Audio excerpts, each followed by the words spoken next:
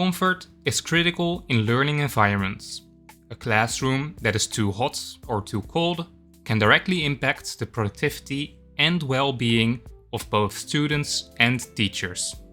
That's why predicting overheating risks early in the design phase is so important. In this assignment from my building physics master, I used Rhino with the ClimateStudio plugin to analyze thermal comfort in a reference elementary school located in Eindhoven.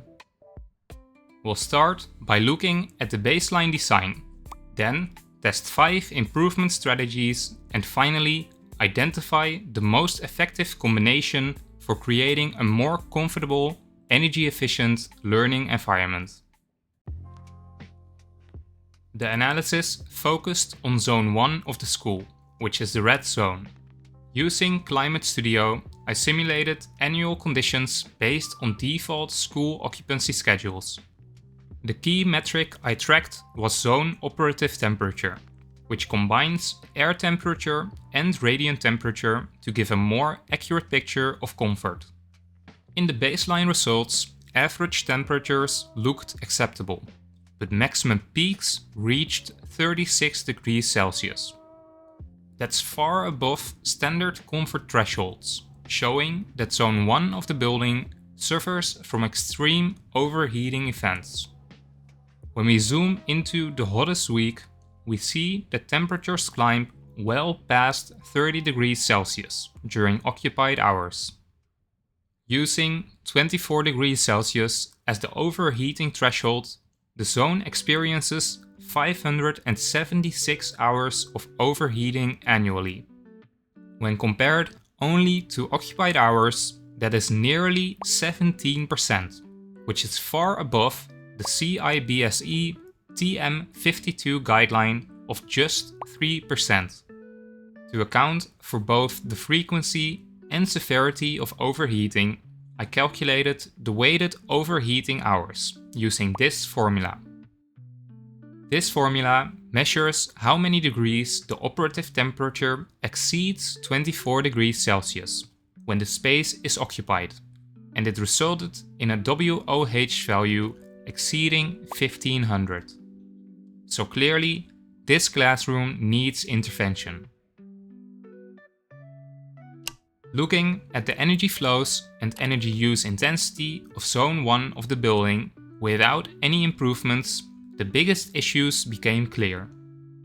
The current site energy use intensity is 391 kWh per square meter per year, which is exceptionally high and indicates poor overall energy performance.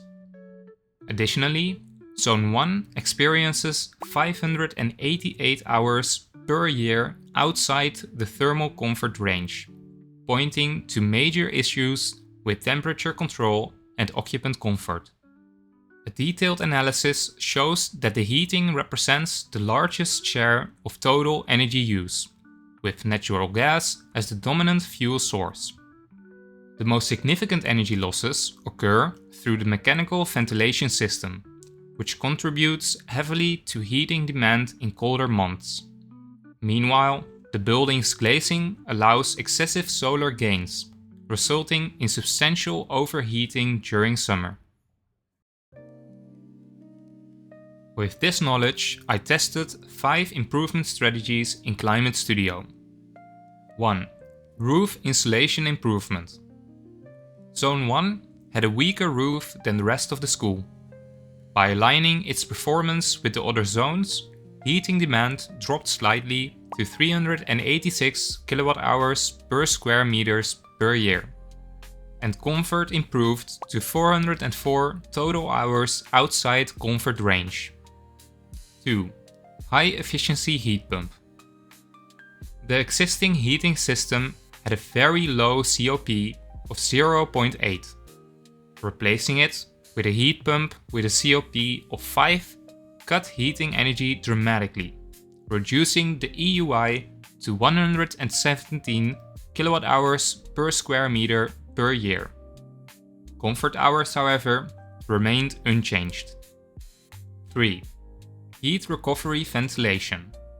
Since ventilation was the biggest source of losses, I added a HRV installation with 80% sensible and 70% latent recovery.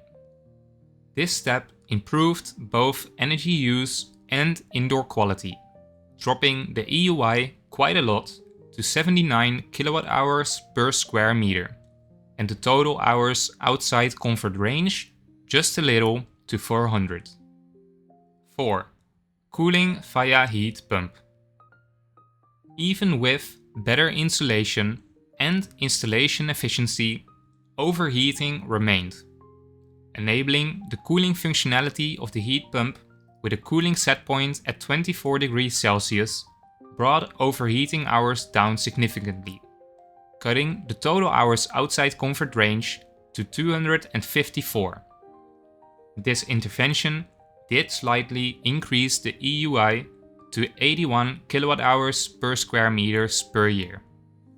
5. Dynamic solar shading. Finally, shading was added to reduce solar gains when radiation exceeded 180 watts per square meter. While this reduced overheating, it also blocked useful winter sun, slightly increasing heating demand. Both the total hours outside comfort range and the EUI went up a bit, to 416 hours and 82 kWh per square meter per year respectively, though the cost for this did change. These outcomes could likely be improved by optimizing the radiation threshold and refining the heating set point.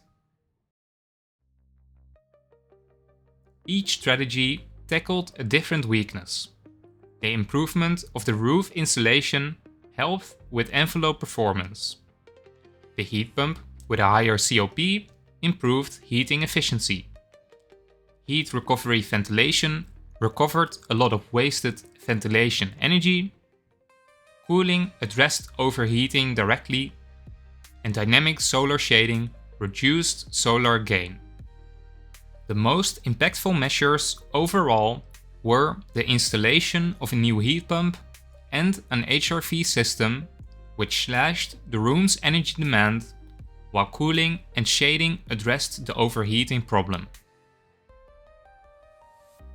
The baseline school design suffered from extreme overheating and a high heating demand, but by combining passive and active measures, in this case better insulation, more efficient systems, heat recovery ventilation, active cooling, and dynamic solar control, this zone of the building can achieve both comfort and energy efficiency. This case highlights why we need simulation tools like ClimateStudio early in the design process. With them, we can do our best to predict risks, test solutions, and deliver healthier, more resilient learning environments.